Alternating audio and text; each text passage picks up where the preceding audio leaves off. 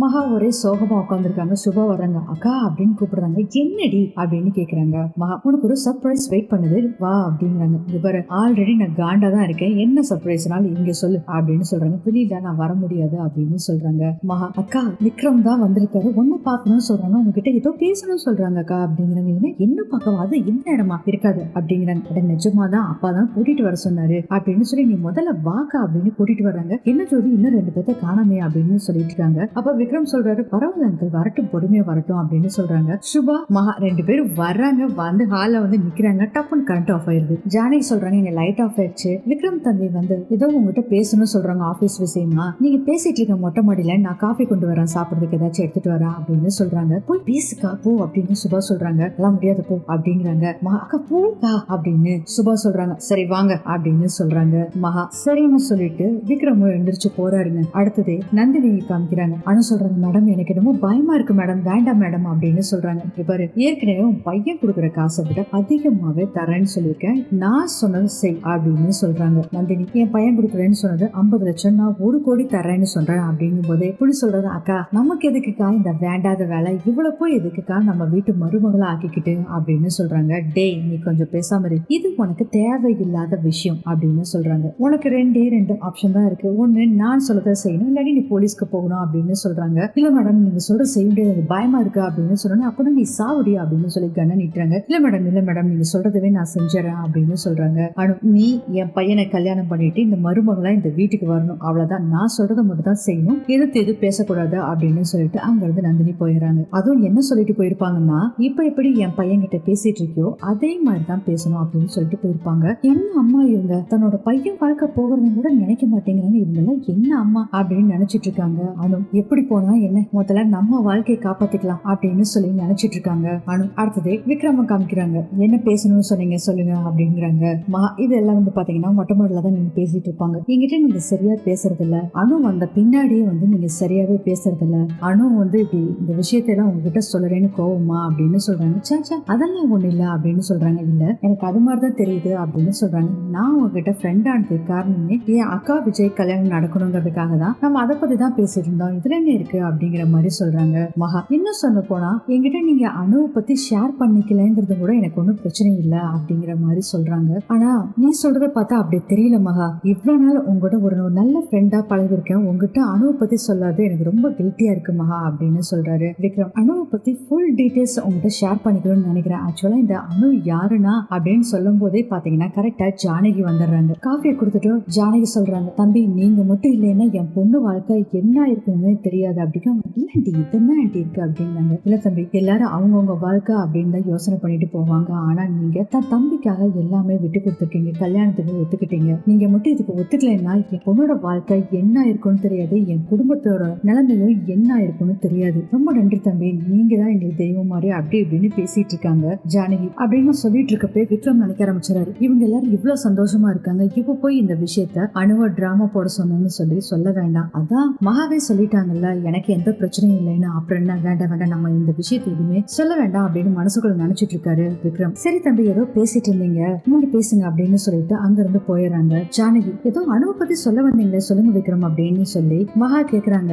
அது ஒண்ணு இல்ல, அணுவை நான் ரொம்ப லவ் பண்ணி தான் இந்த கல்யாணத்துக்கு ஒத்துக்கிட்டேன், அதை சொல்றதுக்கு தான் பண்ணேன், நீங்க தான் சொல்லிட்டீங்களே, சரி நம்ம ஆபீஸ்ல நாளைக்கு பார்க்கலாம் அப்படின்னு சொல்லிட்டு விக்ரம் அங்க வந்து போயிடுறாரு. செம்ம கடுப்புல இருக்காங்க, இதை சொல்றதுக்காக தான் இங்க இருந்து வந்தியா இந்த நேரத்துல கடுப்பேத்துறதுக்காக அப்படின்னு சொல்லி செம்ம கடுப்புல சொல்லிட்டு இருக்காங்க. மனசுக்குள்ள நினைச்சிட்டு இருக்காங்க மகா. அடுத்தது புலி கேக்குறாரு, அக்கா ஏன்க்கா இப்படி செஞ்ச, எதுக்கு இப்படி பிளான் பண்ண அப்படின்னு கேக்குறாங்க. அதுக்கெல்லாம் விஷயம் இருக்குடா அப்படின்னு சொல்லிட்டு, அணு மட்டும் தான் நம்ம வீட்டு மருமகளா வருவாளை தவிர கரெக்டா விஜய் ஐஸ்வர்யா கல்யாணம் நடக்காது அப்படின்னு சொல்லி சில பல விஷயங்களை ரகசியமா சொல்றாங்க. நந்தினி இதை கேட்டோம், அக்கா நீ சூப்பர்க்கா, தெய்வம்க்கா, உன்ன மாதிரி ஐடியாலாம் எனக்கு வரவே இல்லை, எங்கேயோ போயிட்டக்கா அப்படின்னு சொல்லிட்டு இருக்காரு புலி. என் மகா என்கிட்டயா சவால் விடுறேன், ஓ அக்கா எப்படி இந்த வீட்டுக்கு மருமகளா வர்றான்னு சொல்லி நானும் பாக்குறேன் அப்படின்னு சொல்லி மனசுக்குள்ள நினைச்சிட்டு இருக்காங்க நந்தினி. அடுத்தது மகாவை காமிக்கிறாங்க. என் அக்கா கல்யாணம் நடக்கணுங்கிறதுக்கு நான் எது வேணாலும் செய்வேன், என் உயிரே போனாலும் சரி இந்த கல்யாணத்தை நடத்தாம விட மாட்டேன் அப்படின்னு சொல்லி மனசுக்குள்ள நினைச்சிட்டு இருக்காங்க மகா. அடுத்தது காலையில ஆயிடுதுங்க. கணேசனை காமிக்கிறாங்க.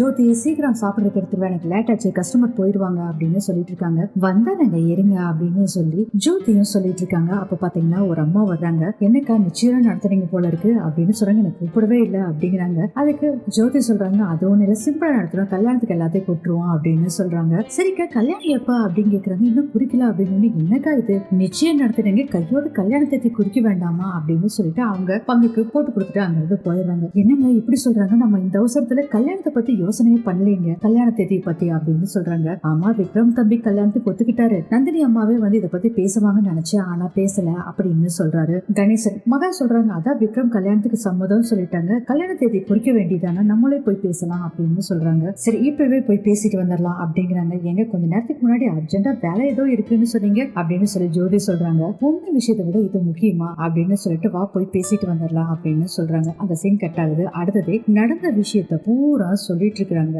அனு வினோத் கிட்ட. அப்ப வினோத் சொல்றாரு, அம்மா சொல்றதை கேட்க வேண்டியதானே அப்படின்னு சொல்றாங்க. என்ன பேசிட்டு இருக்க, அவங்க கல்யாணம் பண்ணிக்க சொல்றாங்க விக்ரமா அப்படிங்கிறாங்க. உடனே இது புதுசு இல்லையே, நம்ம இப்படித்தானே ஏமாத்திட்டு இருக்கோம், நமக்கு பணம் தான் முக்கியம், பணம் கிடைக்கிறவர்களும் கொஞ்சம் அமைதியா இருந்துக்கோ அப்படின்னு சொல்றாங்க. வினோத் சரி சரி நான் கீழே போறேன் அப்புறம் பேசுறேன் அப்படின்னு சொல்லிட்டு போனை கட் பண்ணிடுறாங்க. அடுத்தது விஜய் வந்து இங்க மும்முரமா கிளம்பிட்டு இருக்காருங்க. அவங்க அப்பா கேக்குறாரு, எங்கடா கிளம்பிட்டு இருக்க அப்படிங்கிறாங்க. அண்ணன் ஒரு கிளைண்ட பாக்கணும்னு சொன்னாங்கப்பா, அதனால பாக்க கிளம்பிட்டு இருக்கேன் அப்படிங்கிறாங்க. என்னடா இவ்வளவு பொறுப்பாயிட்டா அப்படின்னு அப்பா சொன்னோன்னே, அப்பா அடுத்தது ஐயாக்கு கல்யாணம் ஆக போகுதுல, பொறுப்பு வரணும்ல அப்படின்னு சொல்லிட்டு இருக்கும் போதே பாத்தீங்கன்னா ஐஷு வீட்டுல இருந்து எல்லாருமே வந்திருக்காங்க. அப்புறம் எல்லாம் பேசிட்டு இருக்காங்க. இல்ல நிச்சயதார்த்த பொண்ணா கல்யாணத்துக்கான தேதி குறிக்கல, அதனாலதான் வந்து நாங்க எல்லாம் வந்திருக்கோம் அப்படின்னு சொல்றாங்க. ஆமாப்பா நானும் இதை கேட்கணும்னு நினைச்சிட்டு இருந்தேன் அப்படின்னு விஜய் சொல்றாரு. விஜயோட அப்பா சொல்றாரு, ஆமா அனுபவம் எத்தனை நாள் இப்படி வீட்லயே வச்சுட்டு இருப்போம், கல்யாணத்தை பண்ணிடலாம் அப்படின்னு சொல்றாங்க. சரிங்க நம்ம ஜோசியரை பார்க்க சொல்லலாம்னு சொல்லிட்டு புலி கிட்ட சொல்றாங்க. புலி கேட்டுட்டு சொல்றாரு, இந்த மாசம் 15ஆம் தேதி நல்லா இருக்காமா, இல்ல அடுத்த மாசம் கடைசியில தான் முகூர்த்தம் இருக்காமா அப்படிங்கிற மாதிரி சொல்றாங்க. நந்தினி சொல்றாங்க, சரிங்க நம்ம வர முகூர்த்தத்திலே கல்யாணத்தை வச்சிடலாம் அப்படின்னு சொல்றாங்க. எல்லாத்துக்கும் அவ்வளவு ஹாப்பிங்க. ஆனா வெளியே மட்டும் தான் சிரிச்சிட்டு இருக்காங்க. மகா உள்ள ரொம்ப ஃபீல் பண்ணிட்டு இருக்காங்க. ஆனா விக்ரம் மட்டும் தான் வயித்தை கலக்கிட்டு இருக்குது. ஆஹா இவ்வளவு சீக்கிரம் வைக்கிறானுங்களே அப்படின்னு சொல்லி யோசனை பண்ணிட்டு இருக்காங்க. கணேசன் சொல்றாரு, நீங்க இப்படி உடனே முடிவு எப்படின்னு நான் நினைக்கவே இல்லை, ஏன்னா நானும் கூட வந்து தயங்கி தயங்கிதான் இந்த விஷயத்தை எப்படி சொல்றதுன்னு நினைச்சிட்டு இருந்தேன் அப்படின்னு சொல்லிட்டு இருக்காங்க. அப்புறம் என்ன, நந்தினியே சொல்லியாச்சு, நீ ஜாமுன்னு என்னோட 2 பசங்களோட கல்யாணத்தை நடத்திட வேண்டியதான் அப்படின்னு சொல்றாரு விஜயோட அப்பா. அதுக்கப்புறம் மகாவோட வீட்டுல இருந்து எல்லாம் கிளம்புறாங்க, போயிட்டு வரேன் அப்படின்னு சொல்லிட்டு கிளம்புறாங்க. மகா அப்படின்னு கூப்பிடுறாரு விக்ரம். என்ன விக்ரம் அப்படின்னு கேக்குறாங்க. நீ ஆபீஸ் போறியா இல்ல வீட்டுக்கு போயிட்டு அப்புறம் ஆபீஸ்க்கு வருவியா அப்படிங்கிறாங்க. இல்ல விக்ரம் நான் ஆபீஸ் தான் ஸ்ட்ரைட்டா வரேன் அப்படிங்கிறாங்க. நானும் ஆபீஸ் தான் போறேன், ஒரு நிமிஷம் நான் போயிட்டு ஃப்ரெஷ் ஆயிட்டு வந்துடுறேன் போலாம் அப்படின்னு சொல்லிட்டு பாத்தீங்கன்னா அங்க இருந்து போறாங்க. அதுக்கப்புறம் மகா வீட்டுல இருந்து எல்லாருமே போயிடுறாங்க. அங்க ஒருத்தருமே இல்ல, மகா நந்தினி புலி 3 பேர் தான் இருக்காங்க. நந்தினி அப்படியே அந்த சைடு போறாங்க. ஒரு நிமிஷம் அப்படின்னு சொல்லிட்டு மகா வராங்க. இல்லையே எல்லாமே எனக்கு தப்பா தோணுது, ஜோசியர்கிட்ட பேசி ஒரு கல்யாண நேரத்தை சொல்லிட்டு அதுக்கப்புறம் இந்த கல்யாணத்தை நிறுத்திடலாம்னு நினைக்கிறீங்க, அப்படி ஏதாச்சும் ஒரு எண்ணம் இருக்குன்னு வச்சுக்கோங்க, இப்பவே அதை அழிச்சிருங்க. அப்படி ஏதாச்சும் செஞ்சீங்கன்னு வச்சுக்கோங்க, நீங்களும் உங்க தம்பியும் ஜெயில கம்பி என்ன வேண்டியதான். கரெக்டா விக்ரம் வந்துறாங்க. என்ன அம்மாட்ட ஏதோ சீரியஸா பேசிட்டு இருக்க போல இருக்குமா அப்படிங்கிறாங்க. அதெல்லாம் ஒண்ணு இல்ல விக்ரம், கல்யாணத்துக்கு என்னென்ன செய்யணும் அப்படின்னு சொல்லி பேசிட்டு இருந்தோம் அப்படிங்கிறாங்க. அதுவா, அம்மா கல்யாணம் வந்துருச்சுல, சூப்பரா செஞ்சிருவாங்க, சரி நம்ம போலாம் ஆபீஸ் அப்படின்னு சொல்றோம். போலாம் விக்ரம், நான் பேசுறதெல்லாம் நல்லா ஞாபகம் வச்சுக்கோங்க அப்படின்னு சொல்லிட்டு விக்ரம் போலாம் அப்படின்ட்டு போறாங்க. என்னக்கா இவ கொஞ்சம் பயம் இல்லாம இப்படி பேசிட்டு போறா அப்படின்னு சொல்றாரு புலி. அக்கா நம்ம ஏதாச்சும் செய்ய போய் கண்டிப்பா அவ ஏதாச்சும் செஞ்சிருவாளான்னு தோணுதுக்கா, எனக்கு பயமா இருக்குது அப்படின்னு சொல்றாரு புலி. அதுக்கு நந்தினி சொல்றாங்க, அவசரம் நான் பயந்துடணுமா அப்படின்னு சொல்றாங்க. அக்கா நீங்க என்ன இதுல சொல்லிட்டு இருக்கேன்னு எனக்கு தெரியலக்கா, அவ கையில மூர்த்தி இருக்காக்கா, அவ்வளவுதான், அவன் உண்மைக்குனே சொன்னான்னா நம்ம க்ளோஸ், அவ்வளவுதான். அதுவும் இல்லாம அணுவுக்கு விக்ரமுக்கு நீ கல்யாணம் வேற பண்ணி வைக்கிறேன்னு சொல்றா. அவ ஆட்டோலாம் சீக்கிரம் க்ளோஸ்டான்னு நான் அடக்கி வைக்க போறேன், அவ என்ன பண்ணணும் எப்படி பண்ண போறான்னு பயந்துட்டான்னு இருக்கேன். இப்ப நான் சொல்றேன், கூப்பிடுறான்டா அணுவ, இந்த ஆட்டம் எனக்கும் மகாவுக்கும் இல்ல, அணுவுக்கும் மகாவுக்கும் தான். என்கிட்டயே சவால் விடுறாளா, அந்த அணுவை வச்சே நான் முடிச்சு காட்டுறேன், புலி சொல்றேன்ல கூப்பிடு அவளை அப்படின்னு சொல்றாங்க. நந்தினி இதான் போறாங்கப்பா அப்படின்னு சொல்லிட்டு புலி போறாருங்க. அடுத்தது விக்ரம காமிக்கிறாங்க. விக்ரம் டிரைவ் பண்ணிட்டு இருக்காரு. மா ஏதோ யோசனை பண்ணிட்டே வந்துட்டு இருக்காங்க. விக்ரம் கேக்குறாரு, என்னாச்சு மகா அப்படின்னு கேக்குறாங்க. இல்ல விக்ரம் நான் கேட்பேன், தப்பா நினைச்சுக்காதீங்க அப்படிங்கிறாங்க. சொல்லு மகா அப்படிங்கிறாங்க. இந்த கல்யாணத்துல உங்களுக்கு நிஜமான விருப்பம் இருக்குல்ல அப்படின்னு மகா கேக்குறாங்க. செம்ம அதிர்ச்சியா விக்ரம் பாத்துட்டு இருக்காங்க. இதோட இந்த எபிசோட் முடியுது.